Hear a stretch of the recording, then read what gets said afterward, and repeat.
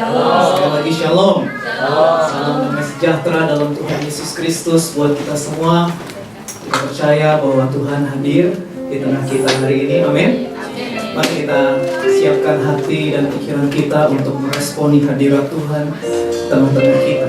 Saya mengajak saudara sekalian untuk mengambil saat teduh, ambil waktu khusus untuk berdoa kepada Tuhan.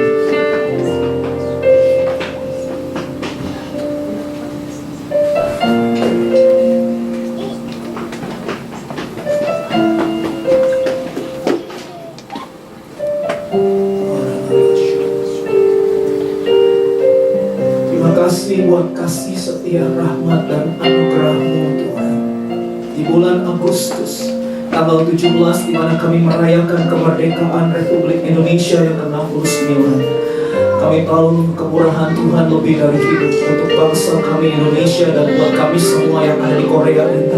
Tuhan, kami angkat hati kami angkat seluruh hidup kami persembahkan sepenuhnya sebagai ibadah yang hidup, ibadah yang memperkenan hati-Mu Tuhan. Urapi kami semua para penyembah-penyembah-Mu. Kami mau menyembah Engkau di dalam roh dan kebenaran. Kami mau meresponi hadirat dan kemuliaan Tuhan yang sudah hadir di tengah-tengah kami sore hari ini. Terima kasih Tuhan Yesus. Segala hormat, pujian dan kemuliaan kami persembahkan bagi nama Yesus, Raja segala raja. Dalam nama Yesus kami berdoa dan kami siap. Haleluya, haleluya. Amin.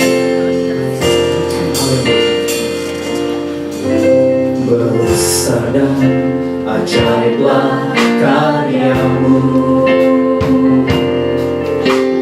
adil dan benarlah jalan-Mu, Raja segala bangsa yang maha kuasa, mulia nama-Mu. Sekali lagi, besar dan ajaib, dan ajaiblah karya-Mu, adil dan benarlah jalan-Mu, Raja segala bangsa yang maha kuasa, mulia nama-Mu. Mari angkat tangan kita bersama-sama. Layaklah segala bangsa sujud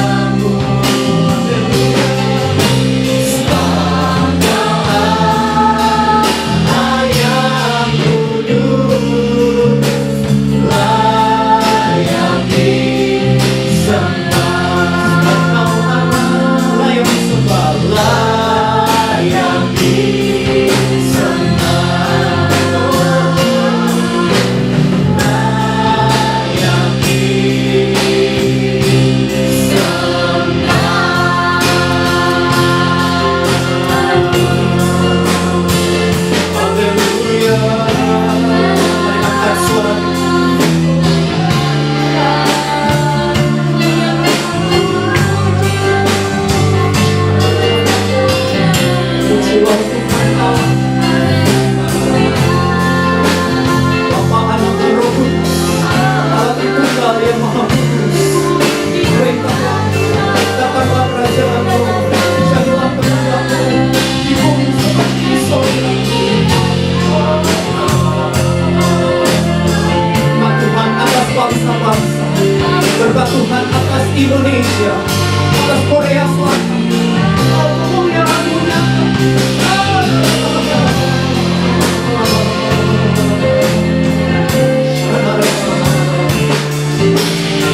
Kami kagum, kami hormat akan Engkau Tuhan Yesus, bertata atas pujian Tuhan.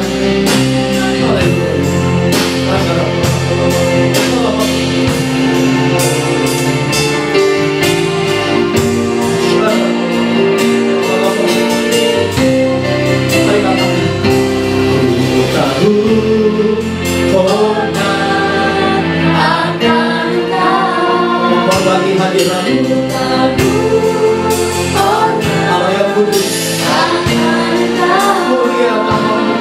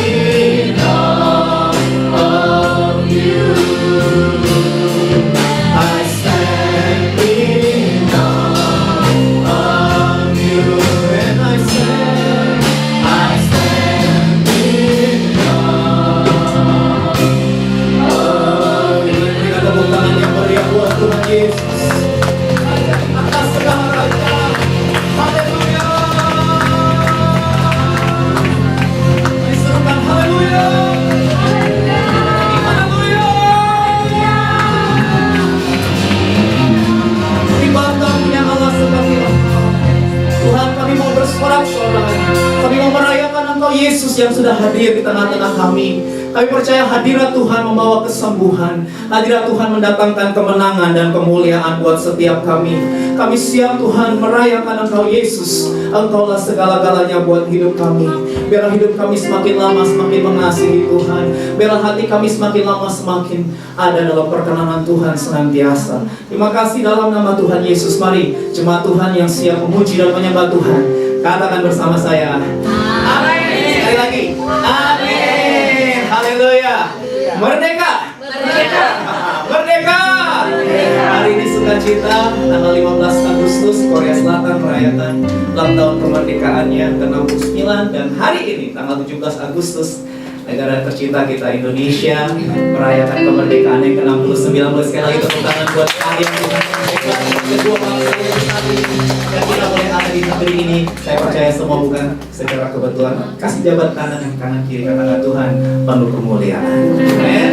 Tuhan penuh kemuliaan. Haleluya. Mari dengan Tuhan kita lakukan perkara-perkara yang besar. Tepuk tangan bersama.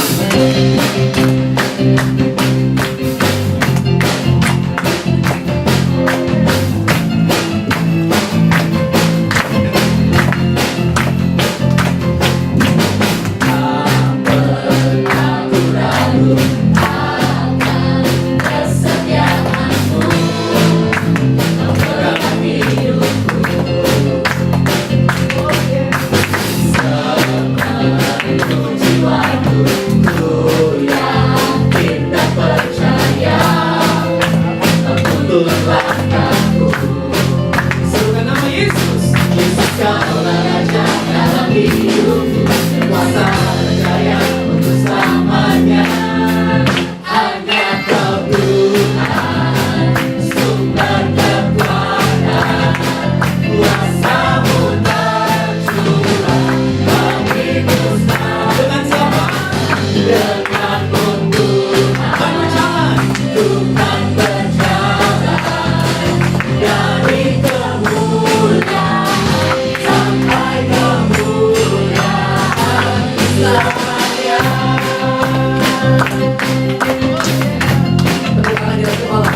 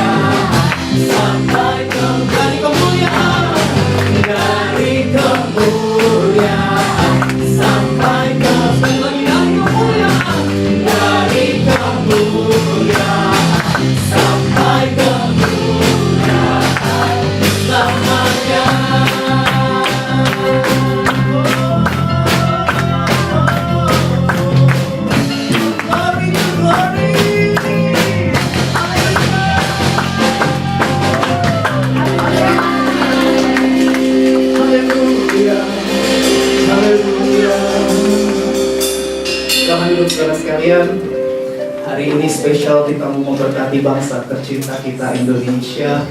Beberapa jemaat menggunakan pakaian merah putih. Ya, kita mengasihi bangsa Indonesia hari ini berulang tahun. Kita akan lihat video dari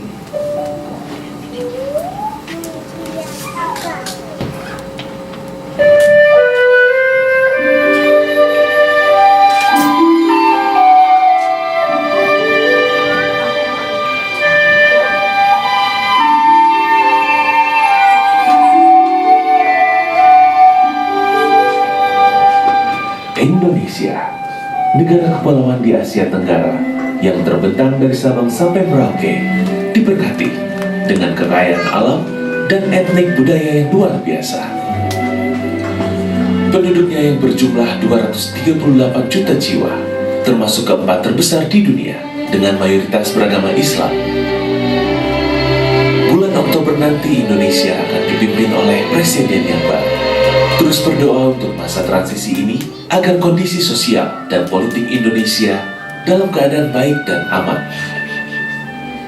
Indonesia akan masuk dalam musim yang baru. Pada waktu itu, mulut bangsa Indonesia penuh dengan tertawa dan lidah mereka bersorak-sorai. Bangsa-bangsa akan berkata, Tuhan telah melakukan perkara yang besar kepada orang-orang ini. Haleluya.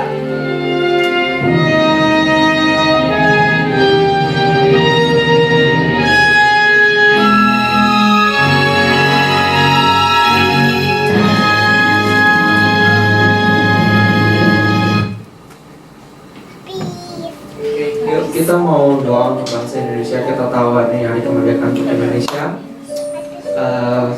Kita mulai semuanya, kita mulai dengan shalom 3 kali untuk Indonesia ya. Oke. Oh ya, atau bangkit dari semuanya, kita mau memberkati Indonesia. Kita mau deklarasi sama-sama untuk Indonesia. Ayo kita mulai dengan perkataan shalom 3 kali untuk Indonesia ya. 1, 2, 3. Shalom Indonesia, Shalom Indonesia, Shalom Indonesia. Ya Tuhan Allah yang Bapa kami sembahkan firman dalam nama Tuhan Yesus Kristus Tuhan. Kami saat ini bersyukur Tuhan kalau hari ini kami boleh peringati Tuhan kemerdekaan untuk Indonesia Tuhan. Kami tahu destinimu untuk bangsa ini besar Tuhan. Bangsa yang telah Kau pilih untuk untuk menjadi berkat bagi bangsa-bangsa bagi dunia Tuhan Yesus. Saat ini Tuhan biar negara ini Tuhan bisa berhasil untuk mencapai destininya Tuhan. Kami mohon Tuhan kemerdekaan bukan hanya sekedar kemerdekaan fisik. Kami minta kemerdekaan akan spirit Tuhan, kemerdekaan secara jiwa rohani Tuhan Yesus atas seluruh bangsa Indonesia. Biar seluruh mata-mata yang masih tertutup Tuhan Kau bukakan, Kau pertemukan mereka Tuhan dengan Kau sendiri Tuhan Yesus. Biar pertemuan yang dengan Kau sendiri Tuhan menjadikan kami bangsa yang merdeka secara utuh Tuhan, roh, jiwa, dan tubuh Tuhan. Dan kami mohon Tuhan biar ada gereja-gereja yang unity Tuhan, satu padu Tuhan Yesus. Tidak ada perbedaan, biar ada gereja-gereja ya Tuhan yang memiliki kesatuan hati dengan Engkau, satu dengan yang lain juga Tuhan Yesus. Biar mereka bisa melihat Tuhan Yesus dengan mata mereka setiap lumbung-lumbung pangan yang sudah kuning itu Tuhan Yesus, yang sudah matang Tuhan Yesus. Biar mereka menjadi anak panah-Mu Tuhan Yesus yang menembus setiap benteng-benteng yang telah dibuat oleh musuh Tuhan Yesus dan meruntuhkannya Tuhan. Biar mereka dapat membawa jiwa-jiwa Tuhan. 85% bahkan lebih daripada Indonesia akan diselamatkan menjadi milik punyaan-Mu Tuhan Yesus. Dan kami mengatakan Tuhan Yesus biar bangkit anak-anak muda Tuhan Yesus atas seluruh Indonesia. Kau perkatakan dalam firman-Mu Tuhan, Kau sendiri yang menubuatkan bahwa di akhir zaman anak-anak muda-Mu ya Tuhan yang akan menjadi anak panah kemenangan-Mu Tuhan Yesus. Biar ada anak muda yang seperti kuda-kuda perang Tuhan Yesus yang menggertak dengan sangat kuat Tuhan Yesus, yang berjalan dan setiap jalan mereka tidak dapat ditahan Tuhan Yesus oleh apapun juga. Biar kemuliaan-Mu Tuhan Yesus, kerajaan-Mu Tuhan Yesus ditegakkan terus Indonesia, pemerintahan-Mu Tuhan Yesus, pemerintahan yang berdasarkan dari kebenaran-Mu Tuhan Yesus berada atas Indonesia. Jadi Tuhan Yesus, di dalam nama Tuhan Yesus kami berdoa dan mengucap syukur. Amin. Selamat duduk saudara sekalian. Hari ini kita akan mendengarkan kesaksian kehidupan yang juga ada pujian yang akan dibagikan oleh saudara kita Welly, silakan maju ke depan, kita beri tepuk tangan untuk Welly yang akan membagikan kebaikan Tuhan dalam hidupnya.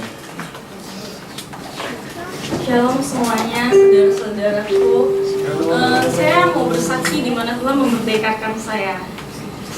Sebelum saya kesini, saya selesai SMA itu saya rencana mau kausi. Tapi ternyata Tuhan berkata tidak. Dari kami selesai SMA, terus kami les. Kita udah les 14 orang, hanya 13 aja yang keluar visanya. Hanya kan saya yang gak keluar. Sedih banget tuh, 1 orang doang yang gak keluar. Habis itu berjalan waktu, nggak 1 bulan sih, cuma 2 minggu gitu saya diputusin pacar saya. Kalau bisa sedih lagi, galau banget, galau. Sakitnya tuh di sini, tahu nggak? Sakit banget. Saya galau sekali. Ternyata saya berpikir lagi, ternyata Tuhan tuh nggak memberikan apa yang kita inginkan. Tuhan memberikan apa yang kita butuhkan. Sampai di sini saya, pokoknya orang tua saya suruh saya hanya holiday di sini, tapi saya berkata enggak, saya mau bekerja aja.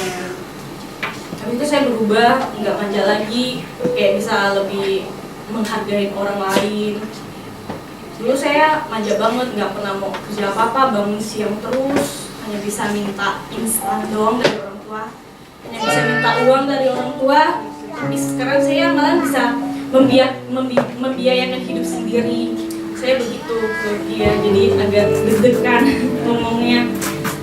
Sedih sih, saya merasa bersalah kepada kedua orang tua saya karena saya dulu bandel. Tapi sekarang udah mengerti lah gimana cari uangnya susah. Gimana kalau dulu nggak bantu orang tua, sering bangun siang, nggak pernah mau bantu bibi di rumah, malahan semuanya dikerjain bibi. Tapi sekarang saya merasa bersalah, saya udah minta maaf sama mereka semuanya. Sekarang saya udah bisa bisa mengerjakan semuanya sendiri, malah cuci baju sendiri, sekarang saya melakukannya sendiri.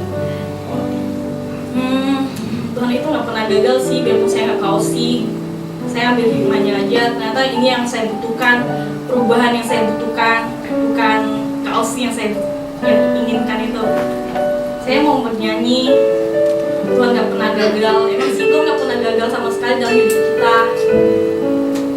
Tuhan merdekakan kita saat ini. Saya mau bernyanyi.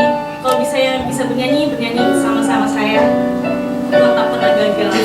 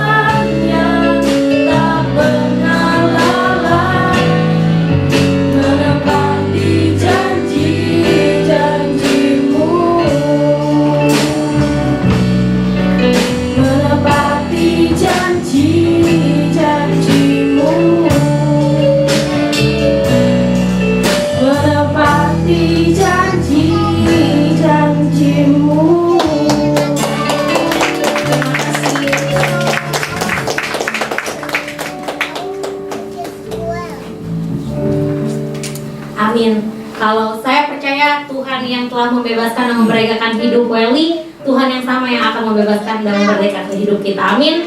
Amin. Kita mau bangkit berdiri, kita mengangkat pujian ini. Ku percaya Kau Tuhan yang tak pernah gagal, menjadikan lebih dari pemenang. Percaya Kau Tuhan yang tak pernah lalai, menepati janji-janji. Bilang katakan ku percaya Kau Tuhan, ku percaya Kau Tuhan.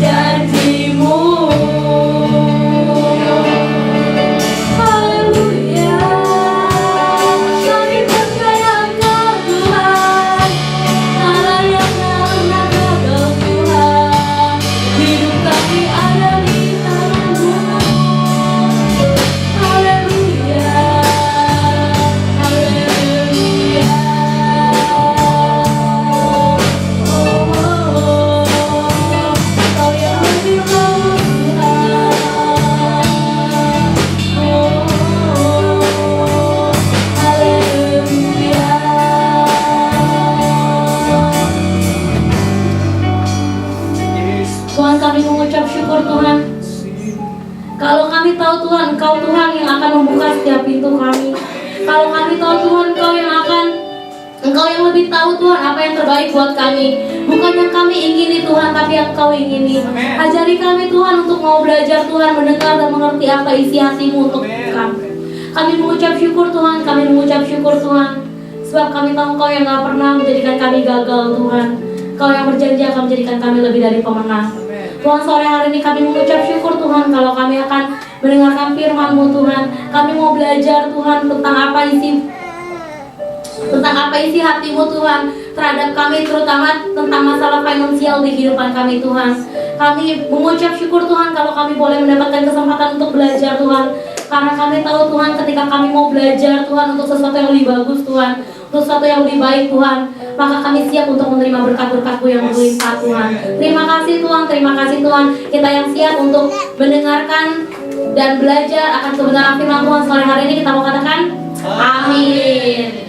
Saya persilakan duduk.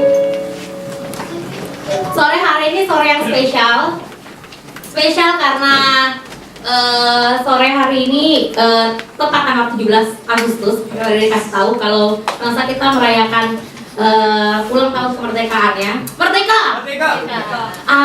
Gak kayak orang yang merdeka ini. Sekali lagi ya, merdeka. Nah, sore hari ini juga kita mendapat kesempatan yang luar biasa.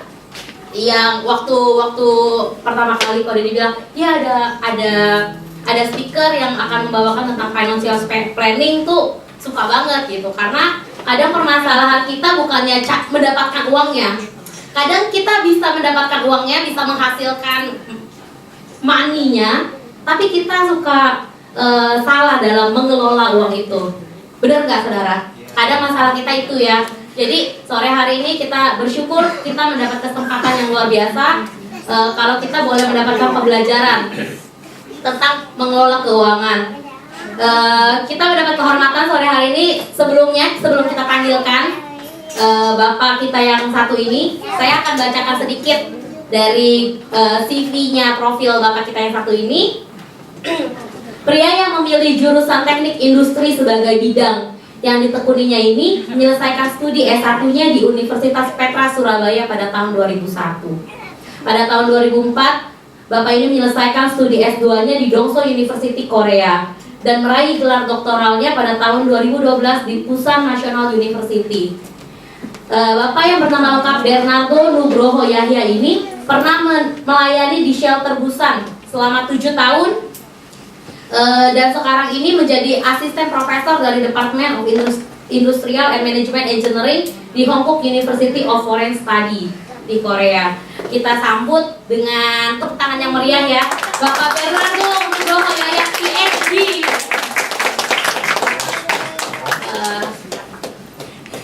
Nah, teman-teman, semuanya jemaat BIC, kalau tadi kan waktu masuk dibagikan buletin, ya kan? Di dalam buletinnya sekarang dibuka, ini ada kertas kecil. Nah, kertas kecil ini untuk saudara-saudara yang ingin bertanya.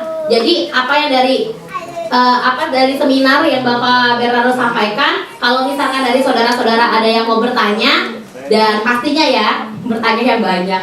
Kalau kan nanti MC-nya bingung. Jadi dari kertas-kertas yang udah dibagiin ini nih, ditulis ya kalau misalkan ada pertanyaannya. Pertanyaannya tidak perlu pakai nama. Kalau misalkan malu, misalkan mau nyebutin gajinya atau impiannya atau segala macamnya, dan misalkan malu, boleh tidak mencantumkan nama, tidak apa-apa. Tapi ditulis dengan tulisan yang agak rapi ya.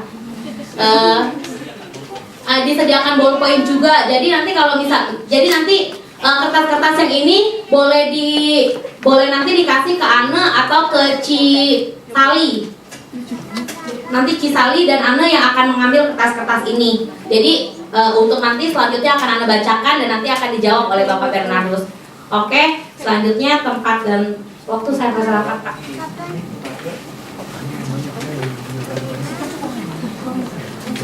Shalom. Sekali lagi shalom, saudara. Bagaimana kabarnya? Luar biasa. Luar biasa.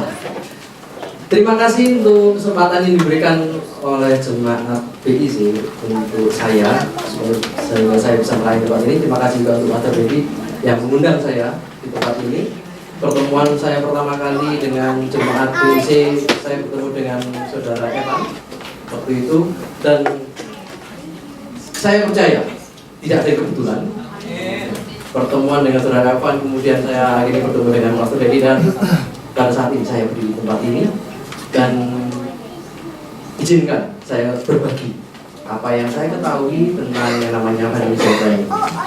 Dan terima kasih tadi saudari Ana yang sudah menjelaskan profil saya singkat. Hari ini saya mau cerita tentang financial planning. What the Bible says about planning. Tahun 2002 saya sudah ada di Korea. Dan pada waktu saya ada di Korea, saya tidak pernah bermimpi untuk ada di Korea terus. Saya tidak punya rencana untuk di Korea terus, karena pada saat saya bisa ada di Korea, itu tidak ada orang yang mau ke Korea. Jadi ceritanya saya ke Korea itu karena, ya mungkin kalau manusia ngomongnya kebetulan. Karena kebetulan tidak ada orang yang mau ke Korea. Dan pada waktu itu ada satu universitas yang memberikan beasiswa, nggak ada yang mau. Ditanya siapa yang mau, saya angkat tangan gitu kan. Saya nggak, waktu itu saya nggak tahu Korea itu kayak apa, Korea itu susahnya kayak apa, Korea itu negara yang mana. Gitu. Saya pokoknya tahu Korea itu negara yang sudah cukup bagus, menghasilkan mobil, menghasilkan produk elektronik. Karena background saya teknik industri, saya berpikir, oh ini tepat untuk saya belajar tentang industri. Jadi begitu ditanya, siapa yang mau ke Korea? Saya katakan, sudah tahu Korea? Enggak. Nanti di Korea itu nggak bisa bahasanya itu susah. Ya bahasa itu bisa dipelajari. Loh, tapi nanti kan kuliahnya bahasa Inggris kan? Oh kuliah bahasa Inggris. Jadi semua sudah persiapkan dengan baik. Ini saya datang di Korea dan ternyata tidak sesuai dengan harapan. Jadi tadi kalau sharing dari saudari Lili, ya sama gitu ya. Mungkin kita kontak orang yang di Indonesia ini berharap tariklah kita pergi ke negara yang bisa berbahasa Inggris lah minimal gitu kan. Kalau ke Korea ini mungkin bukan negara harapan gitu. Saya harapannya waktu itu saya ke Korea bisa belajar. Oh, kalau kuliahnya pakai bahasa Korea, oke lah. Karena kalau kuliahnya pakai bahasa Inggris, oke aja gitu. Karena bahasa Inggris. Ternyata kuliahnya bener bahasa Inggris sudah. Begitu ngomong sama TU-nya bahasa Korea. Begitu ngomong sama orang-orang di samping di sekitar bahasa Korea. Mau beli gelas pertama kali itu saya bingung kan. Ngerti? Nggak bisa ngomong gitu. Karena orangnya juga nggak ngerti. Kemudian sampai di tokonya saya bingung, gimana ya caranya cari gelas gitu ya. Gelas gitu. Gelas? Nah, orang sini kan nggak ngerti kan gelas itu apa, mereka taunya kop. Jadi akhirnya waktu itu saya coba pikir, oh tunjuk aja, akhirnya mereka tahu, saya mau situ. Dan perencanaan pada waktu itu saya tuh nggak ada sama sekali. Ngapain sih saya ke Korea? Pada waktu itu saya bingung. Ternyata Tuhan punya satu rencana. Dan saya belajar, dan saya ingin sharing apa yang saya sudah pelajari selama saya ada di Korea, dan saya berharap saya bisa membagikan sesuatu kepada saya sekali. Kali ini kita akan membahas 3 hal. Nanti kita akan bertanya jawab apa yang saya bisa bagikan, apa yang saudara mau tanyakan kepada saya akan coba jawab. Yang pertama saya akan menjelaskan apa itu planning, yang kedua apa yang kita tuliskan tentang planning, dan selanjutnya kita akan berdiskusi. Yang pertama, apa itu planning? Seperti yang saya ceritakan, saya itu nggak ada rencana. Ketika saya mau S2, ini Tuhan ini punya rencana apa sih buat saya sehingga saya harus ke Korea belajar pakai bahasa Inggris, ilmu teknik industri, tapi di lingkungan saya tidak ada yang bisa bahasa Inggris. Aneh. Tapi sepertinya Tuhan ini punya satu rencana yang panjang. Bukan rencana pendek untuk menyelesaikan S2, tapi ada satu rencana mungkin 10 tahun, 12 tahun, 15 tahun yang saya juga tidak pahami pada saat itu. Lukas 14 ayat 28. Mungkin bisa dilihat di sini aja. Sebab siapakah di antara kamu yang mau mendirikan sebuah menara, tidak dulu dahulu membuat anggaran biayanya, kalau cukup uangnya untuk menyelesaikan pekerjaan itu. Rencana itu kita berbicara tentang menyiapkan sesuatu sebelum melakukan sesuatu. Konteks gambar ini tentang pembangunan. Kalau orang itu mau membangun gedung, yang mau dilakukan pertama adalah gambar dulu. Buat gambarnya, kemudian mungkin ada beberapa kontraktor yang membuat maketnya. Setelah maketnya jadi, oh kira-kira gedungnya bakal kayak gini, kemudian baru dikerjakan sehingga apa yang ada di gambar, apa yang di maket itu nanti bisa beneran jadi seperti realita. Begitulah juga dengan rencana. Kita punya mimpi, kita punya gambaran besar, kita punya suatu tujuan besar seperti gedung ini, kemudian kita mau tuliskan apa mimpi kita itu secara detail. Mungkin kita akan perlu gambar, atau mungkin kita perlu model prototipe seperti gedung-gedung kecil yang kita akan buat. Kemudian kita akan buatnya sebenarnya. Saya dengar minggu lalu saudara-saudara sudah belajar tentang financial freedom.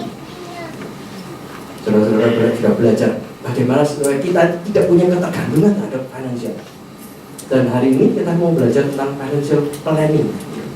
Dan hal yang menarik gitu, di dalam Alkitab itu tidak ada satu hal spesifik yang menjelaskan tentang financial planning. Tetapi ada banyak sekali cerita di Alkitab yang menjelaskan tentang yang namanya planning. Nah, hari ini kita coba akan mengulas apa yang Alkitab tuliskan tentang planning. Dan kita akan coba belajar secara spesifik hari ini tentang financial planning. Planning di dalam Alkitab itu banyak sekali yang dijelaskan dalam kitab Kejadian. Yang pertama, kita tahu bagaimana penciptaan. Tuhan menciptakan dunia ini selama 6 hari. Hari ke-7 istirahat. Itu rencana Tuhan luar biasa. Hari pertama menciptakan langit dan bumi. Hari kedua sudah punya blueprint yang jelas apa yang mau diciptakan. Nah, yang kedua, mungkin kita juga bisa belajar tentang rencana Tuhan menghadirkan Tuhan Yesus. Dari Kejadian 3:15 itu sudah jelas. Pada waktu manusia jatuh di dalam dosa, Allah mengatakan keturunannya akan menemukan kebalam, dan keturunanmu akan menemukan tumit. Itu jelas sekali. Allah sudah punya rencana jangka panjang. Atau yang lain, cerita-cerita yang lain yang kita akan bahas lebih detail hari ini adalah tentang krisis di Mesir. Itu juga dari Kejadian 41 sampai 45, tentang bagaimana Yusuf ditunjuk oleh Firaun untuk menjadi Perdana Menteri untuk mengatasi krisis yang ada di Mesir pada saat itu. Hari ini kita akan belajar secara spesifik dari kitab Kejadian 41 ayat 25 sampai 36. Mari kita buka Alkitab kita. Mungkin ada yang bawa telepon suci, ada yang pakai Alkitab, ada yang pakai apapun itu. Mari kita buka sama-sama dari Kejadian 41 ayat 25 sampai 36.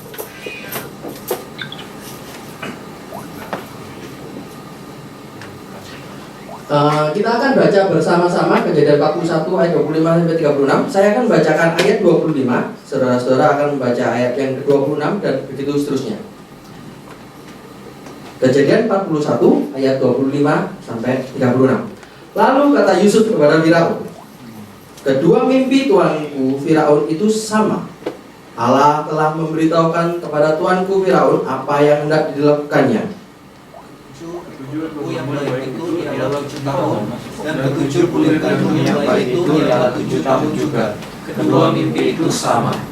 Ketujuh ekor lembu yang kurus dan buruk yang keluar kemudian maksudnya 7 tahun. Demikian pula ketujuh bulir gandum yang hampa dan layu oleh angin timur itu maksudnya akan ada 7 tahun kelaparan. Bila maksud perkataanku, ketika aku berkata kepada Tuanku Firaun, Allah telah memperlihatkan kepada Tuanku Firaun apa yang hendak dilakukannya. Ketahuilah Tuanku, akan datang 7 tahun kelimpahan di seluruh tanah Mesir. Kemudian akan timbul 7 tahun kelaparan, maka akan dilupakan segala kelimpahan itu di tanah Mesir, karena kelaparan itu mengurus keringkan negeri ini. Sesudah itu akan tidak kelihatan lagi bekas-bekas kelimpahan di negeri ini karena kelaparan itu. Sebab sangat hebatnya kelaparan itu. Sampai 2 kali mimpi itu diulangi bagi Tuanku Firaun, berarti hal itu telah ditetapkan oleh Allah dan Allah akan segera melakukannya. Oleh sebab itu, baiklah Tuanku Firaun mencari seorang yang berakal budi dan bijaksana dan mengangkatnya menjadi kuasa atas Mesir. Baiklah juga Tuanku Firaun berbuat begini, yakni menempatkan penilik-penilik atas negeri ini, dan dalam 7 tahun kelimpahan itu memungut seperlima dari hasil tanah Mesir. Mereka harus mengumpulkan segala bahan makanan dalam tahun-tahun baik yang akan datang ini. Dan di bawah kuasa Tuanku Firaun menimbun gandum di kota-kota sebagai bahan makanan serta menyimpannya. Demikianlah segala bahan makanan itu menjadi persediaan untuk negeri ini dalam 7 tahun kelaparan yang akan terjadi di tanah Mesir, supaya negeri ini jangan binasa karena kelaparan itu. Amin. Ayat nats kita akan belajar secara spesifik dari Kejadian 41 ayat 33 sampai 35. Nanti kita akan bahas ini satu persatu.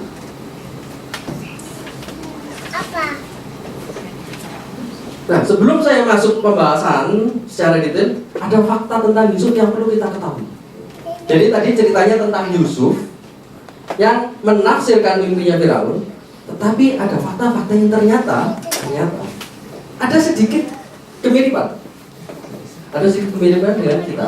Yang pertama adalah Yusuf ini adalah seorang budak. Benar ya? Pada waktu Yusuf dijual oleh saudara-saudaranya, itu Yusuf sebagai budak dikirim ke Mesir. Dan pada waktu dia ada di dalam penjara, statusnya itu masih juga budak. Saya tidak mau mengatakan ini mungkin sama dengan kita juga di sini mungkin budak gitu ya. Tapi mungkin kalau misalkan kita ngomongnya ini, bisa-bisa kitanya adalah budak-budak intelektual. Kita bekerja sama orang, kita ya budak, jangan diartikan kata yang buruk. Memang pada waktu yang lalu itu budak itu persepsinya negatif sekali. Tapi bisa jadi pada saat ini pun kita menjadi orang yang bekerja di bawah orang lain. Kita orang yang menghamba kepada orang lain untuk mendapatkan uang, untuk mendapatkan pendapatan. Berikutnya, Yusuf ini orang asing. Pada waktu dia di Mesir, dia ini orang Israel. Dia pada waktu di Mesir ini, dia itu mungkin nggak ngerti bahasanya orang Mesir gitu. Dan saya belajar melihat sepertinya Yusuf ini ketika dalam masa dia di pembuangan, dalam kata pembuangan, dia itu belajar bahasanya orang Mesir untuk menjadi hamba di Potifar. Ketika dia ada di penjara, dia belajar. Sepertinya sampai pada waktu dia menghadapi Firaun pun dia bisa memahami apa yang Firaun itu ingin ketahui dan dia bisa menjelaskan dengan baik. Itu menarik sekali.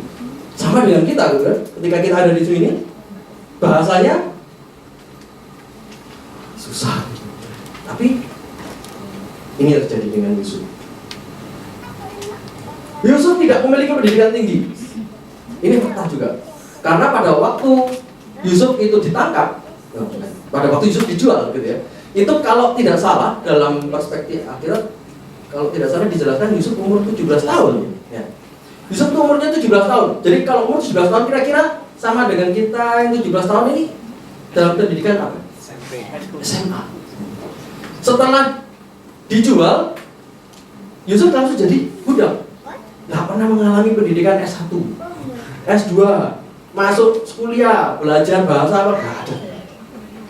Langsung masuk penjara, ketemu dengan orang-orang di penjara, ketemu Firaun dan sebagainya. Berikutnya, pandai bersosialisasi. Karena pada waktu dia ada di penjara, dia menjadi orang yang dia bisa berteman dengan juru minuman, dia bisa berteman dengan juru makanan, dan dia bisa menjadi orang kesayangannya kepala penjara. Itu yang menarik. Dan berikutnya dia akhirnya menjadi penafsir mimpi. Saudara, kadang kita ini tidak melihat fakta bahwa kita ada di sini. Mungkin kita yang sudah bekerja yang jenis pekerjaannya aneh, itu kita merasa bahwa, waduh, nanti saya pulang ke Indonesia itu bisa ngapain? Atau mungkin kita berpikir bahwa saya ada satu teman di Indonesia, yang orang Indonesia yang bekerja di sini, dia bekerja untuk membersihkan tanker. Tahu tanker itu? Jadi tanker atau kontainer, gitu, dia membersihkan tanker dan kontainer itu, tanker itu bisa bermacam-macam isinya, mulai dari bahan kimia yang sangat berbahaya sampai kontainer yang isinya mungkin hewan, ternak, dan makanan yang mungkin relatif lebih aman. Jadi kalau tanker itu isinya minyak atau bahan-bahan yang beracun dan berbahaya, dia harus menggunakan bahan kimia untuk membersihkannya. Bahkan sangat berbahaya, dia harus ngelas. Jadi ada beberapa bagian di tankernya, begitu kotornya dia harus ngelas, bahkan sampai nanti cipratan dari hasil lasnya itu bisa kena muka dan sebagainya. Sampai dia mengatakan pada saya, aduh, kalau nanti saya pulang ke Indonesia, saya bisa kerja apa? Ini kerjaan aneh, di Indonesia tuh gak ada. Ya, memang. Tetapi percayalah, Tuhan sudah mempercayakan suatu pekerjaan yang luar biasa. Sama dengan Yusuf, dia seorang yang budak, tiba-tiba muncul ke permukaan menjadi seorang penafsir mimpi dan hadir di hadapan Firaun. Itulah juga ketika kita percaya fakta kita bahwa suatu hari kita akan punya satu hal yang indah. Relevansinya dengan financial planning ini apa ceritanya Yusuf? Kok tiba-tiba kita belajar Yusuf kemudian kita belajar tentang financial planning? Ada bendera Indonesia dan Korea. Saudara, saya tidak mau mengatakan sesuatu yang berbahasa basi. Kita di Korea untuk apa? Cari duit. Ada yang sekolah, ada yang belajar, mungkin belajar bahasa Korea, kemudian atau mungkin ada yang cuma exchange. Tapi terbukti dari data di KBRI ada 30.000 orang Indonesia yang ada di Korea dan mayoritas adalah pekerja. Fakta itu tidak bisa kita lupakan. Dan kenapa kok larinya ke Korea? Salah satunya adalah faktor pendapatan yang besar. Oleh karena itu saya bisa katakan bahwa ketika kita ada di Korea, itu sama dengan masa kelimpahan. Benar kan? Gimana nggak benar gitu kan? Kalau misalkan UMR di Korea ini berapa? 5.500 sampai apa gitu. Ya, satu bulan kira-kira 1 juta won, gitu kan? Kalau UMR di Indonesia,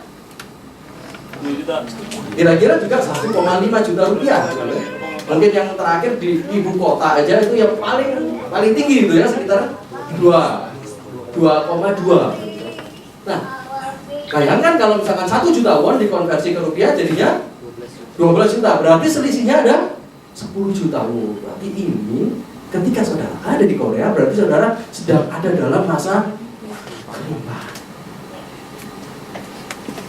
Kalau sudah selesai kontrak, saudara akan masuk masa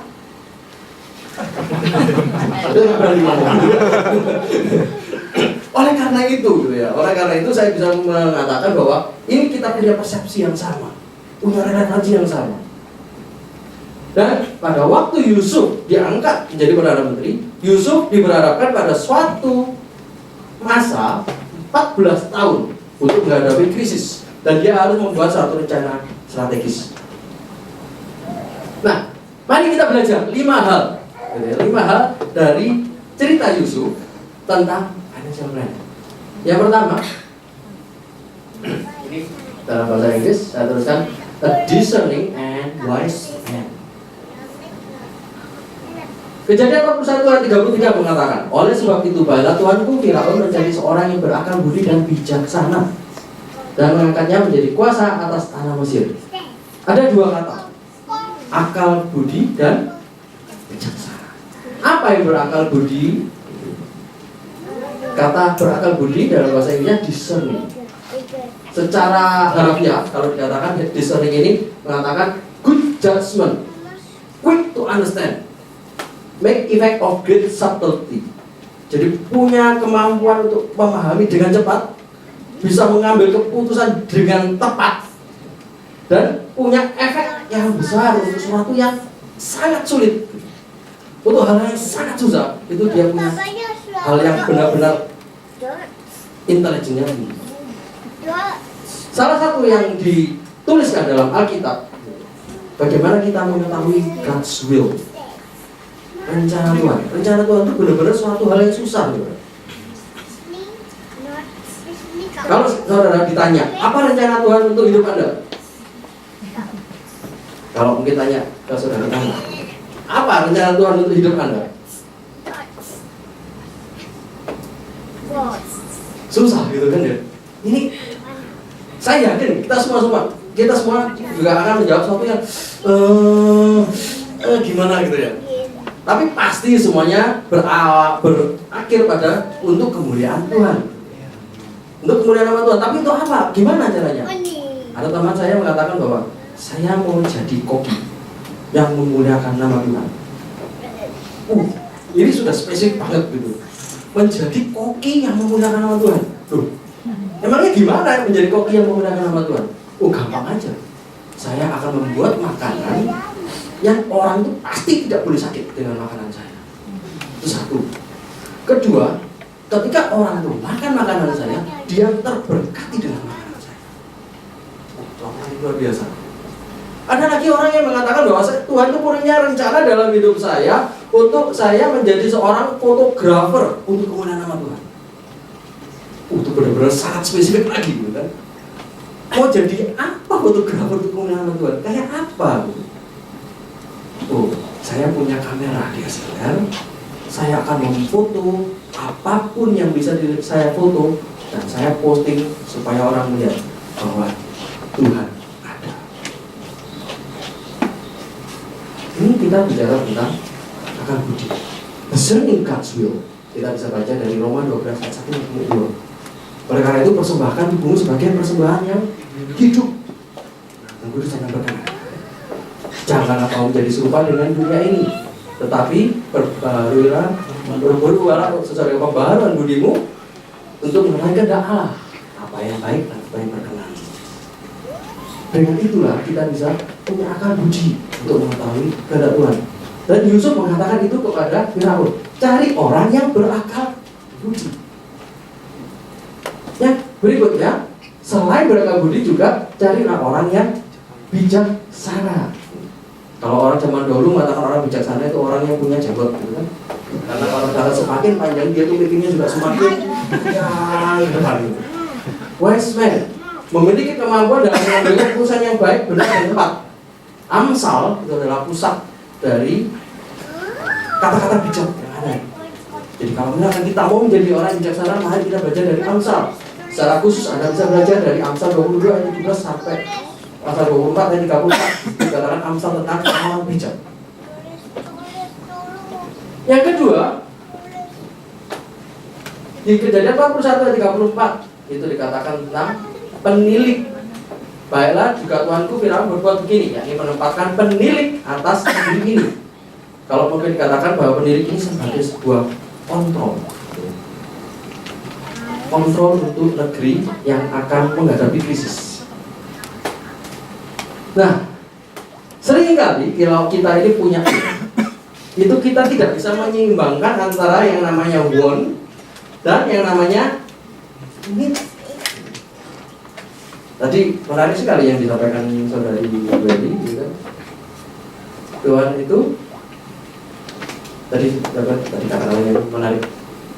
bahwa apa yang kita inginkan itu Tuhan itu tidak memberikan apa yang kita inginkan, tapi Tuhan memberikan yang kita butuhkan. Itu satu yang menarik. Bila jadi kita itu nggak butuh handphone, saudara, karena cuma kita butuh tuh telepon ngomong. Tapi seringkali kita mau beli gadget yang paling baru, yang paling mutakhir. Begitu keluar, plek, antri di depan nomor 1 bisa jadi. Sebenarnya mungkin kita nggak butuh yang canggih-canggih, cuma untuk SMS. Tapi ada perbedaan.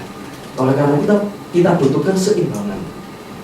Dan disitulah Yesus menekankan pentingnya menempatkan penilik atau kontrol. Kita bisa aja minum 1 gelas penuh sampai kenyang, tapi sebenarnya kita itu cuma butuh sekian. Ini contoh gitu ya. Contoh saya bikin hitung-hitungan kasar gitu. Mungkin di Indonesia saudara nggak punya utang. Kemudian saudara punya modal di Indonesia tabungan 5 juta rupiah. Oke lah, dalam kategori 5 juta rupiah kira-kira lah, bisa buat 500 ribuan. Saudara kerja di Korea, mungkin dengan standar gaji yang UMR 1 juta. Kemudian saudara buat rencana, oh saya selama di Korea saya mau buat rencana supaya saya bisa nyimpen banyak. Oke, makan, oke lah saya taruh 10.000 per hari. Soalnya kalau makan siang dapat dari perusahaan, nggak perlu saya belanja. Nanti kalau malam ya mungkin agak mewah dikit biar kenyang, nanti tidurnya biar enak. Telekomunikasi, oh ya saya kan butuh telepon pacar saya di Indonesia gitu kan. Saya butuh kartu teleponnya banyak. Kalau bisa nanti saya pakai yang SK Telekom supaya lancar teleponnya. Kalau misalnya pakai yang provider lain mungkin nggak lancar, bisa putus-putus, nanti tambah nggak enak ngomong sama pacar kan. Nggak, nanti kan dipikir, oh kamu di Korea tuh bener kerja, masuk telepon aku aja nggak bisa. Nanti oke lah, budget 100.000 per bulan. Transportasi, oke saya budget 1 bulan sekitar 50.000 lah, cukup gitu. Kalau misalkan mau ke gereja naik subway, atau kalau misalkan bisa naik bis transfer nggak bayar. Jadi bikinlah yang paling irit. Untuk yang lain-lain pakaian, mungkin untuk beli peralatan di rumah, bersih-bersih toilet dan sebagainya, oke lah saya tambahkan 300.000. Oh total biaya saya kira-kira 750.000. Jadi kalau pendapatan saya 1 juta, ada biaya 750.000, berarti saya punya selisih 250.000. Oh ini tabungan saya. Oh menarik. Jadi saya setiap bulan bisa nabung 250.000. Faktanya begini. Bisa nggak teman-teman? Faktanya gitu ya. Tanggal 1 Agustus itu katanya kalau orang-orang Korea itu punya itu adalah hari libur di Korea gitu kan. Summer holiday. Begitu 1 Agustus ya hari libur. Begitu ke Uniqlo, waduh, menarik gitu kan. 30.000 murah ini. Pakai diesel. Makan apa ya? Aduh sudah liburan ini enak makan pizza. Benar, sudah makan pizza. Dan setelah itu jalan-jalan kepanasan, minumlah di Starbucks, gitu kan. Kemudian makan malam, saya ingin makan yang berenergi daging. Kemudian aduh sudah capek jalan-jalan di Myeongdong nih, jalan seharian udah capek, naik taksi aja. Udah, semua sudah nggak kepikir kan tentang rencana. Tanggal 2 Agustus liburan, makan pagi, mau makan yang enak, makan Paris Baguette, makan roti yang enak, ambil. Kemudian nganggur, ngapain ya? Saya mau nonton Nanta, yang paling murah 50.000, ya udahlah, nih yang paling murah gitu kan. Kemudian makan dan sebagainya, beli, sampai di sarang, menarik silnya. Beli lagi, minum kopi di Angelina. Setelah itu makan malam, saya mau makan buffet, makan lagi esri. Setelah itu tiba-tiba di dekat esri ada toko kamera yang lagi sale. Wah, beli dia sekarang. Saya dari dulu pengen beli kamera tapi nggak bisa, akhirnya beli dia dan budgetnya meledak. Cuma 2 hari saudara gitu kan. Langsung totalnya 1 juta. Padahal pendapatannya 1 juta. Ini yang terjadi gitu kan. Ini fakta. Kalau kita tidak punya kontrol, ini yang terjadi. Pertanyaan saya, siapakah dari Anda yang kalau belanja itu selalu mencatat pengeluaran Anda? Satu, dua, menarik. Ada 2 orang. Saudara, usahakan, catat. Karena kita tidak tahu, kita tidak bisa mengontrol pengeluaran kita. Yusuf menekankan tempatkan pendidik-pendidik. Jadi maksudnya apa? Kontrol. Saya dan istri saya berusaha untuk mengontrol. Setiap kali belanja, pokoknya saya minta yang sujud. Yang sujud betul kan? Lalu apa? Nanti sampai rumah itu kita kontrol. Hari ini sudah belanja berapa ini? Kalau sudah terlalu besar, oke, cukup. Minggu depan makan kimbap. Itu yang terjadi. Nah, bagaimana dengan saudara? Saya nggak tahu. Menabung, saudara. Di dalam Kejadian 41:34 itu dikatakan dalam 7 tahun kelimpahan itu memungut 1/5 dari hasil tanah Mesir. Yusuf menekankan kata 1/5. Jadi pada saat itu, kalau diruntut dari ceritanya, di Mesir itu mereka menarik pajak sekitar 10%. Ya, karena mereka tahu konsep persepuluhan itu. Dan kemudian ternyata Yusuf mengatakan tentang 1/5. 1/5 berarti 20%. Aduh, kok naik gitu kan? Kenapa? Jadi secara matematis itu bisa kita hitung. Kalau misalkan Yusuf mengatakan 1/5, sebenarnya itu orang itu bisa hidup 80% untuk hidup layak. Jadi ada beberapa komentar yang menganalisa sepertinya 80% pada saat itu mereka bisa hidup layak. Kemudian untuk dari hasil 80% yang mereka punya, itu mereka bisa simpan sebagian dan kemudian mereka bisa jual. Jadi mereka masih punya cadangan meskipun mereka nanti harus bayar pajak sekitar 20%. Dan ingat, pada saat itu adalah masa kelimpahan. Secara matematis, kalau misalkan 7 tahun kelimpahan, 7 tahun kelaparan, berarti pada saat setiap tahun kita harus bisa nabung 50% supaya tahun pas masa kelaparannya itu tercukupi gitu kan. Itu logikanya. Tapi kok justru ngomong 20% ya? Ternyata kita lupa bahwa pada saat itu adalah masa kelimpahan. Pada masa kelimpahan itu bukan 100% yang dihasilkan di Mesir, tapi entah bisa 200%, bisa 300%, 400%, bisa 500%. Katakanlah kalau kelimpahannya sampai 500%, berarti 1/5-nya adalah 100%-nya dari biasanya yang terjadi.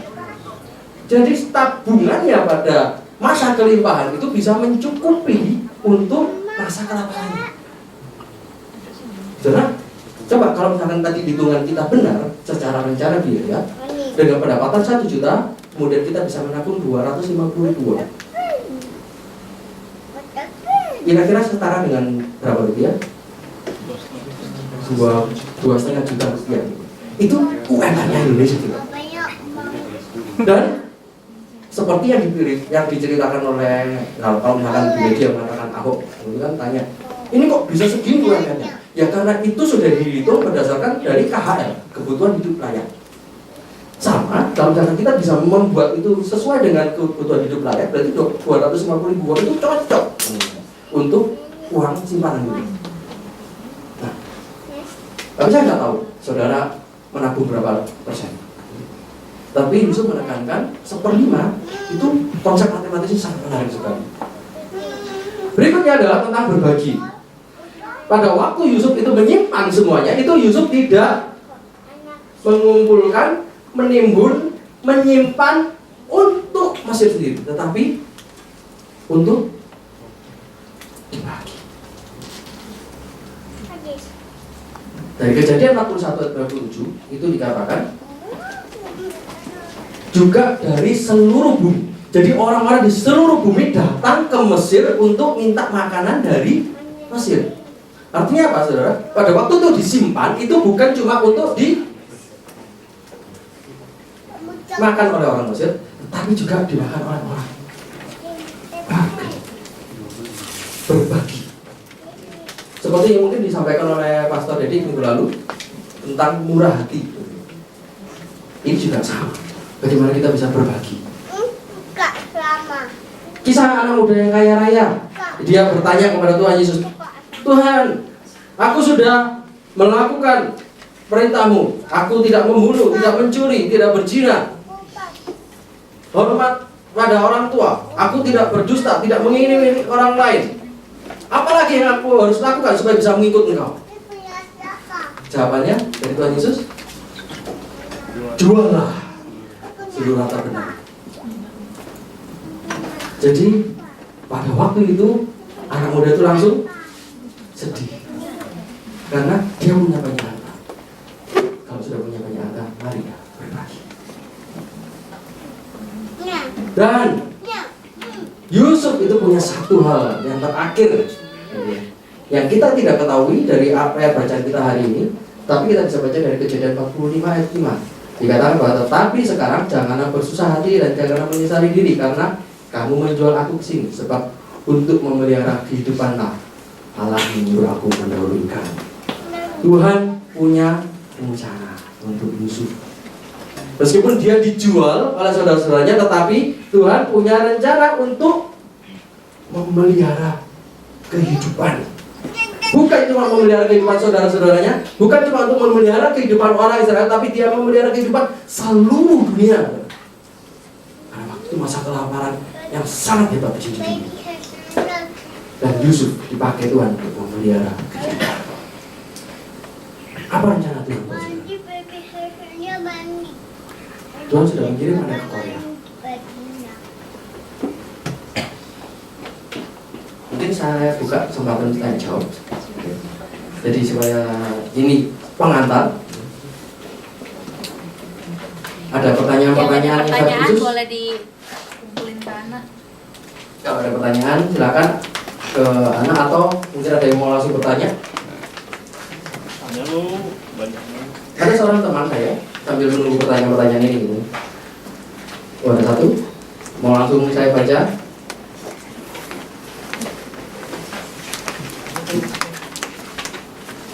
Masih mau disortir dulu.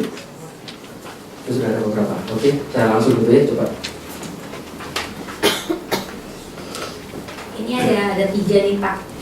Yang pertama, dalam pertanyaannya saya bacain ya Pak. Dalam 5 tahun ke depan, saya ingin mempunyai usaha restoran atau kafe. Bagaimana cara menata keuangan saya supaya 5 tahun ke depan saya dapat memenuhi impian saya? Oke. Itu yang pertama. Yang kedua, apakah berdosa jika merasa kok uang yang ada selalu tidak pernah cukup dibandingkan dengan keinginan yang ingin dicukupi? Bukannya tidak bersyukur loh. Katanya cita-cita harus setinggi bintang di langit Pak. Terus ada lagi nih Pak, pertanyaannya ketiga. Menurut Bapak, jika kita ingin punya usaha, mana yang lebih baik? Memulai usaha dari kecil atau dengan modal yang kita punya, memulai usaha dari kecil, atau mencari investor dan memulai usaha di level menengah ke atas? Ini pertanyaan yang keempat Pak. Bagaimana cara kita menentukan sampai kapan masa kelimpahan kita ini ada? Mbak dulu ya. Oke. Menarik sekali. Saya coba jawab satu persatu tentang rencana 5 tahun ke depan mau buat kafe. Apa yang harus direncanakan? Harus nabung berapa? Saudara, ini pertanyaan klasik. Jadi saya sering memberikan pelatihan-pelatihan kewirausahaan untuk teman-teman yang memang mau pulang ke Indonesia untuk berusaha. Jadi karena hari ini topiknya tentang financial planning, jadi saya banyak bahas tentang finansial. Tapi kalau nanti mungkin suatu hari memang Tuhan menghendaki saya untuk bisa ada di sini lagi untuk bicarakan tentang mau buka usaha, saya juga bersedia kalau memang nanti sudah tertarik untuk mendiskusikan itu dengan saya. Yang menarik adalah ketika kita buat satu planning tentang sebuah usaha, itu kalau di Indonesia ada namanya business plan. Di dunia ini juga tahu yang namanya business plan. Ada dilema. Ada orang yang mengatakan bahwa bikinlah business plan sedetail mungkin. Padahal kalau kita nggak punya background apa-apa tentang bisnis, mau bikin business plan aja boro-boro gitu kan. Sampai memikir apa itu business plan. Itu yang terjadi saudara. Ketika saya memberikan pelatihan kewirausahaan, itu banyak yang ditanyakan oleh orang-orang, Pak, Bisnis plan itu apa aja dalamnya? Nggak ngerti saya. Itu berat. Jadi kalau misalkan saudara sudah tahu tentang bisnis plan, itu menarik untuk bisa dikerjakan. Tapi kalau saudara tidak tahu, yang pertama yang saudara perlu lakukan adalah cuma berpikirlah apa yang ada di Korea yang bisa dibawa ke Indonesia. Selama 5 tahun ini coba cari yang menarik. Contoh, gitu kan? Kalau saudara jalan-jalan di Myeongdong, saudara ada ketemu kafe Hello Kitty. Tahu ya? Ada juga kafe untuk orang-orang yang pencinta kucing. Ada juga kafe yang dari Charlie Brown, Snoopy Cafe. Jadi mereka sudah punya satu tataran konsep. Kalau kafe ini ditujukan untuk siapa bangsa pasar. Kalau saudara bisa memetakan itu, saudara akan bisa membuat perencanaannya.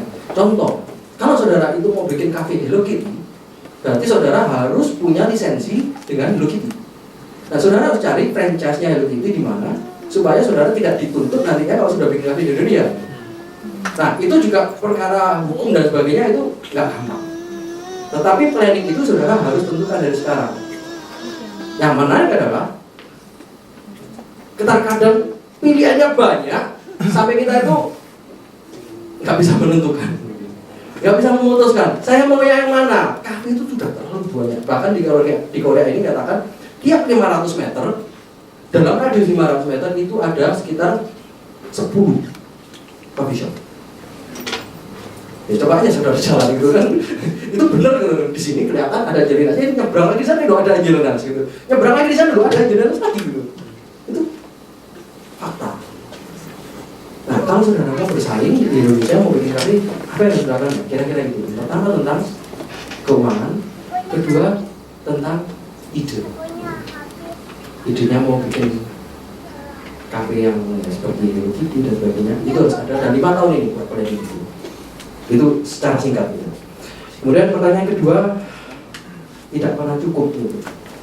Saudara mungkin minggu lalu sempat dijelaskan tentang kata cukup. Saya sempat chatting sama Pastor Dedi. Wah, Pastor Dedi kita ini nggak tahu apakah kita sehati atau gimana. Ternyata materi yang saya siapkan tuh mirip sekali dengan apa yang disiapkan oleh Pastor Dedi minggu lalu. Jadi saya mencoba mengulas dari cara yang berbeda. Dan kata cukup, saudara.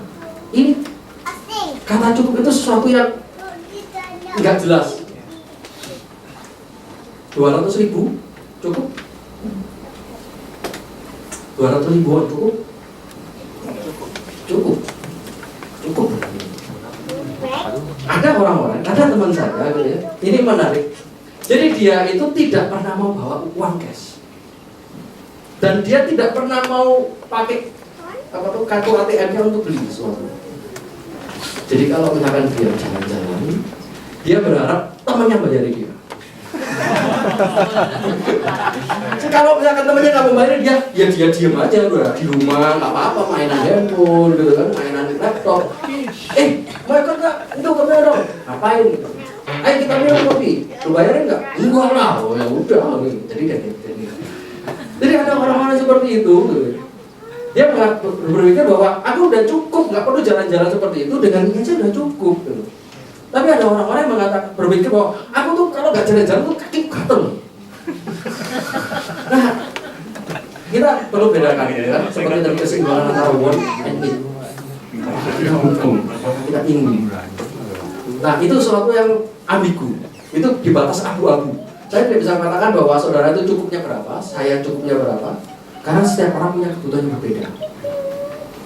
Ada teman bekerja, dia datang ke Korea. Dia mengatakan bahwa dia harus bekerja di Korea untuk menyelesaikan hutang di Indonesia. Berapa hutangnya, Pak? Kurang lebih hutang yang harus diselesaikan sekitar 1 juta rupiah. Nah, kalau misalkan mau mengatakan cukupnya berapa ke orang ini, wah, susah. Karena dia pasti akan mengatakan sampai hutang saya lunas, itu berarti saya bisa mengatakan itu cukup. Saudara, belajar bersyukur itu juga hal yang susah. Karena sepertinya kita ini di dalam masa kelimpahan di Korea ini, Kita selalu merasa lihat orang lain, ih dia kok dapat lemburan ya. Lemburan di Korea ini gajinya naik 150%. Tahu ya? Saudara, yang ceria 24 jam itu juga bisa sampai 200%. Jadi saya cukup banyak tahu tentang uang-uang itu. Dan mereka banyak sekali bekerja sampai lapor ke shelter dan mengatakan, Pak, pabrik saya ini nggak benar. Kenapa? Karena mereka tidak memberikan saya lembur. Loh, kok kamu nggak minta lembur kan? Kamu kan namanya enak kerja biasa, kemudian bisa istirahat. Enggak Pak, saya kalau nggak lembur, saya kan uangnya dapat sedikit. Padahal saya di sini kan mau cari uang. Nah, ini konsep ini juga kita perlu belajar untuk bersyukur. Jadi saya mengatakan, ini ambigu. Kemudian saudara mungkin perlu melihat, gitu ya, perlu melihat apa rasa cukup buat saya sendiri. Usaha kecil atau langsung menengah cari investor. Saudara, saya mau mengatakan bahwa kecil itu indah. Kecil itu bagus. Dan semuanya dimulai dari hal yang kecil. Ketika Daud kalau diurapi menjadi raja, dia tuh orang yang unyu-unyu gitu ya. Dia orang yang tidak punya suatu karisma. Dia mulai dari hal yang kecil, yaitu merawat ternak. Tetapi Tuhan mau pakai dia yang luar biasa. Saudara juga begitu dengan mimpi tentang usaha. Jangan langsung bermimpi yang besar, karena sesuatu yang besar itu akan bisa membuat Anda jatuh dalam pencobaan yang lebih besar.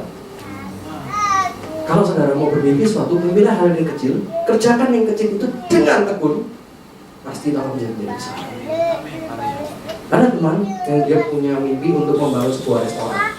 Dia mengatakan kepada saya, Pak, saya kira-kira butuh modal 200 juta untuk membuat restoran. Pertanyaan saya, 200 juta itu uang semua Pak? Oh iyalah gitu kan, 200 juta rupiah.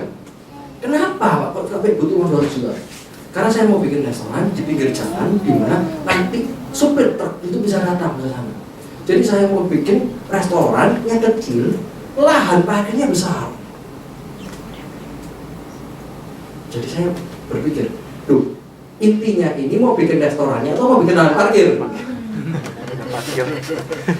Nah, ini yang saudara harus prioritaskan.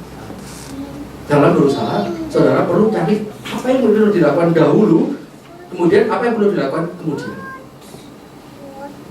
Itu kira-kira jawaban saya secara singkat. Terus yang pertanyaan keempat tadi tentang kelimpahan, sampai berapa lama gitu masa kelimpahan. Untungnya Firaun ini diberikan mimpi bahwa masa kelimpahan 7 tahun, 7 tahun udah selesai. Terus 7 tahun kelaparan. Saudara, banyak dari kita orang-orang Indonesia yang tinggal di Korea ini overstay. Tahu ya istilahnya overstay? Mungkin ada yang tidak tahu ya. Jadi mestinya kontraknya 3 tahun, ternyata jadi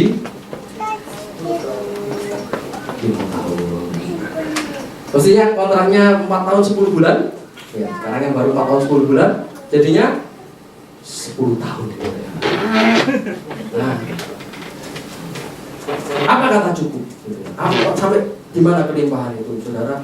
Hukum negara itu juga hukum Tuhan. Kalau kita sudah saatnya pulang, jangan khawatir. Tuhan tetap akan menyertai kita. Tuhan menyertai kita di masa kelimpahan dan Tuhan juga yang menyertai kita di masa kelaparan. Kalau kontrak selesai, kalau masih ada kesempatan di sini, ya, bukan hati untuk bisa ada di sini. Tapi kalau sudah tidak ada kesempatan, pulang. Mau nabung tapi nggak bisa. Kenapa ya? Ada satu hal yang menarik gitu, saudara.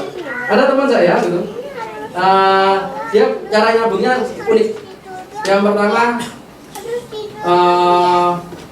dari pendapatan dia akan langsung ngambil uang.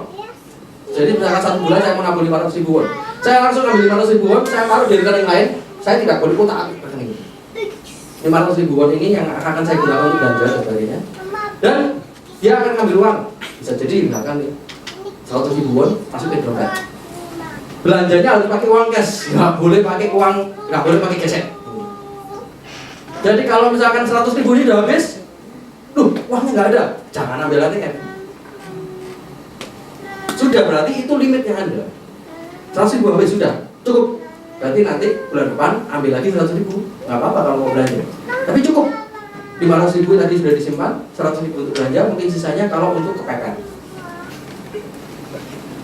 Itu ada banyak cara gitu ya. Bagaimana kita bisa mengontrol diri kita sendiri. Kalau kita yang nggak bisa mengontrol ya 15 seperti tadi gitu kan, sudah lebih dari 1 juta. Ada lagi cara orang yang nabung, ada yang unik gitu kan. Saya punya uang, ambil uang, saya kasih orang lain. Simpen uang ini buat saya. Tapi itu kalau bener orangnya bisa kita percaya gitu ya. Jangan orang yang nanti ternyata kita kasih uangnya ke dia dan dia yang pakai gitu kan, habis aja. Jadi makanya juga ada teman-teman yang bekerja di sini, mereka mengirimkan uang ke Indonesia untuk ditabung di Indonesia.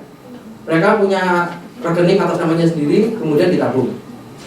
Tapi juga bahaya ketika uang dikirim ke Indonesia, mungkin kita juga nggak tahu bagaimana uang itu digunakan di Indonesia.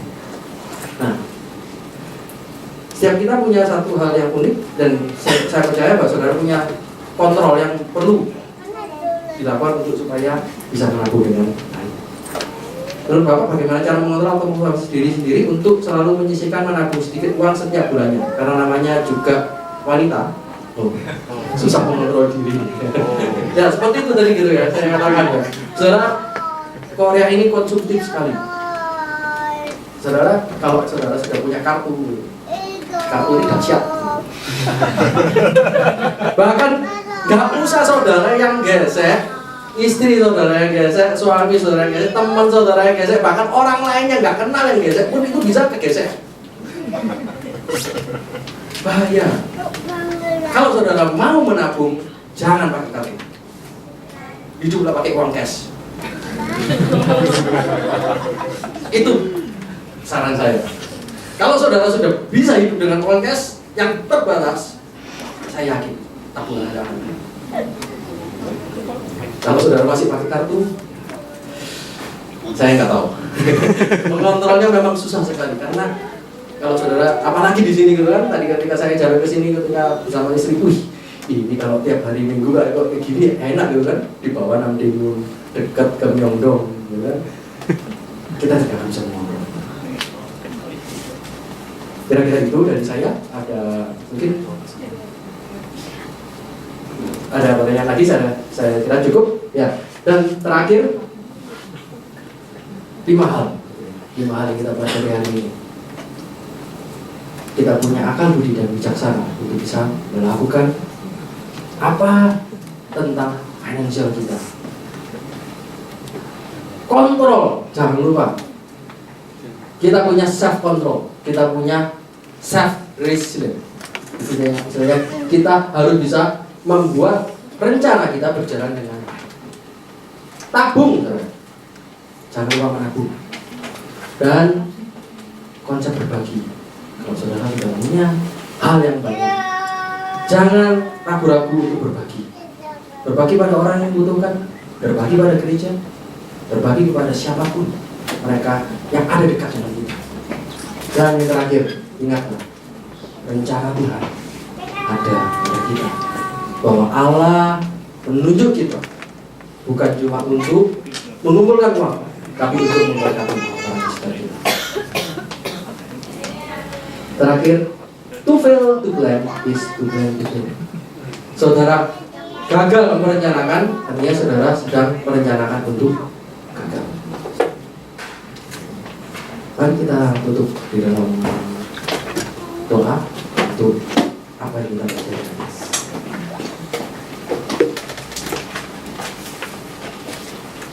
Terima kasih Tuhan, Engkau telah membukakan mata hati kami untuk melihat bagaimana Yusuf Engkau tunjuk sebagai seorang pemimpin yang merencanakan krisis di sini. Tuhan, Engkau yang menunjuk kami untuk ada di tempat ini. Engkau yang telah mengirim kami di tempat ini, Tuhan, Inilah masa-masa di mana kami juga boleh melihat bahwa Engkau melimpahkan banyak berkat pada kami. Tuhan, ajarkan kami untuk bisa mengontrol diri kami. Tuhan, ajarkan kami untuk bisa melihat apa rencana-Mu di dalam diri kami, Tuhan, supaya kami boleh mengontrol keuangan kami. Bukan dengan sembarangan kami melakukan, bukan dengan sembarangan kami mengamburkan pendapatan kami, tapi kami boleh melihatnya, boleh menabungnya, boleh melihat suatu hari nanti Tuhan punya rencana yang indah buat kami. Tuhan, terima kasih untuk kesempatan ini, dan biarlah Tuhan yang berkarya dalam setiap kami. Terima kasih untuk jemaat yang boleh ada tempat ini, dan terima kasih untuk waktu yang boleh kami habiskan untuk belajar firman. Hanya di dalam nama Tuhan Yesus kami berdoa. Terima kasih untuk Pak Bernardo yang sudah melayani firman Tuhan dan membagi kehidupan juga ilmu untuk kami belajar menjadi seorang pengelola yang bisa dipercaya oleh Tuhan. Karena kami tahu hidup kami, semua harta milik kami adalah milik Tuhan. Biar kami boleh kembalikan semua untuk kemuliaan nama Tuhan, dan Kau mengenal kami sebagai hamba yang setia. Tuhan, sebentar kami mau memberikan persembahan sebagai ucapan syukur dan kasih kami kepada Tuhan. Kami mau memberi dengan sukacita untuk mendukung pekerjaan Tuhan melalui Gereja Bethel Indonesia BIC Korea ini. Dalam nama Tuhan Yesus kami berdoa dan bersyukur. Haleluya. Amin. Terima kasih untuk Pak Bernardo. Kita beri tepuk tangan untuk pelayanan hari ini hadir bersama dengan timnya ya. Boleh melambaikan tangan. Tepuk tangan buat Bapak Ibu yang mendukung Pak Bernardo hadir bersama-sama. Kita memberikan persembahan, saudara.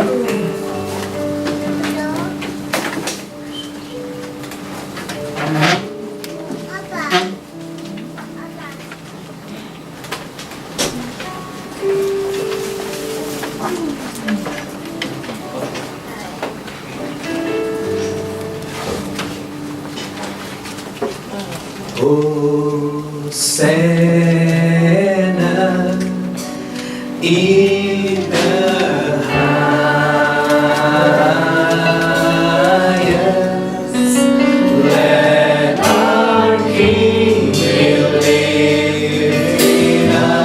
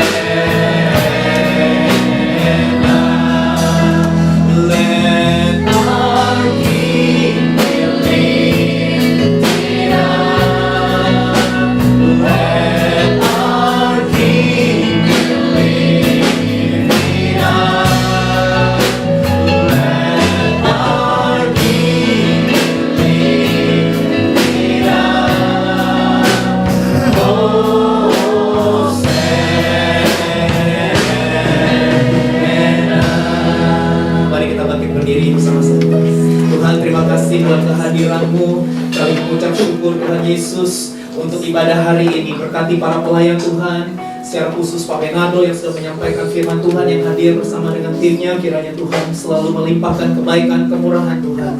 Kami berdoa untuk gerejamu BIC Korea Tuhan. Kami berdoa untuk kepala pembina kami Pak Niko, senior pastor kami Pak Johan Handoyo, dan overseer kami Pak Harun. Kiranya anugerah Tuhan juga semakin nyata dan melimpah untuk para pemimpin rohani kami. Terima kasih untuk Korea Selatan. Terima kasih untuk negara yang boleh merayakan ulang tahun kemerdekaannya 15 Agustus yang lalu. Kami doakan bangsa ini diberkati oleh Tuhan. Kami berdoa supaya api doa, pujian, penyembahan, keintiman dengan Tuhan kembali dibangkitkan lagi di bangsa ini. sehingga bangsa ini boleh menjadi berkat bagi banyak bangsa. Terima kasih untuk gereja Nam Diamond yang sudah memberikan tempat untuk kami bersama-sama beribadah tiap hari Minggu. Tuhan juga memberkati tim pengembalaan yang ada. Tuhan, sebentar kami akan fellowship satu dengan yang lain. Kami rindu menerima berkat dari Tuhan. Mari buka hati dan tengadahkan kedua belah tanganmu dan terimalah kasih karunia dari Allah Bapa, berkat dan pertolongan dari Tuhan Yesus Kristus, dan persekutuan yang hidup bersama dengan Roh Kudus menyertai segala hal yang kau kerjakan. Tuhan, buat berhasil dan perjalanan hidupmu beruntung. Pulanglah dan kasihilah Tuhan Allahmu dan sesamamu manusia seperti dirimu sendiri mulai dari sekarang sampai Maranatha. Datanglah segera ya Tuhan Yesus. Kami semua merindukanmu. Dalam nama Yesus semua diberkati, sama-sama berkata amin. Haleluya. Berikan tepuk tangan yang duduk saudara sekalian. Tuhan Yesus berkati.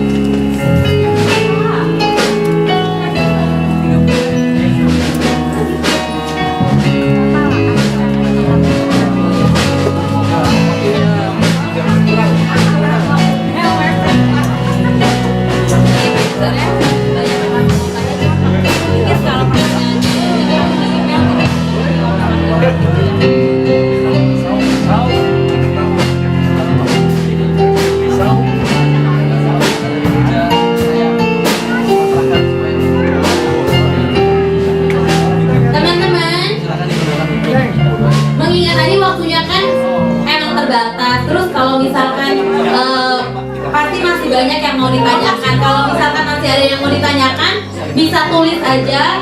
Nanti bisa Pak Bernardo, puji Tuhan bersedia menjawab lewat email gitu. Jadi nanti emang kalau teman-teman masih ada yang mau ditanyain lagi, bisa kasih pertanyaannya ke Ane dengan nama atau tanpa nama juga nggak apa-apa. Nanti biar kami yang sampaikan, nanti bisa dijawab via email gitu. Jadi nanti tetap teman-teman malah mungkin bisa nanti dapat jawabannya yang lebih rinci gitu.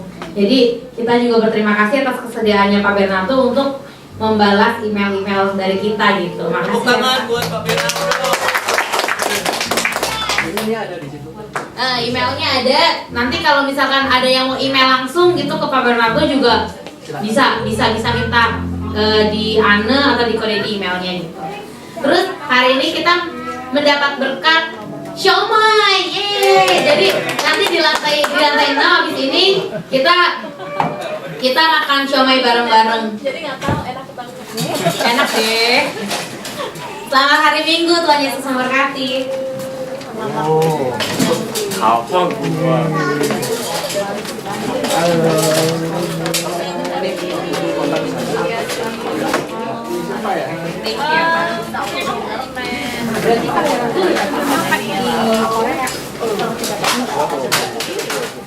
Dari tahun 2004 itu. Oh iya 2004 lulusnya ya. Terus ikut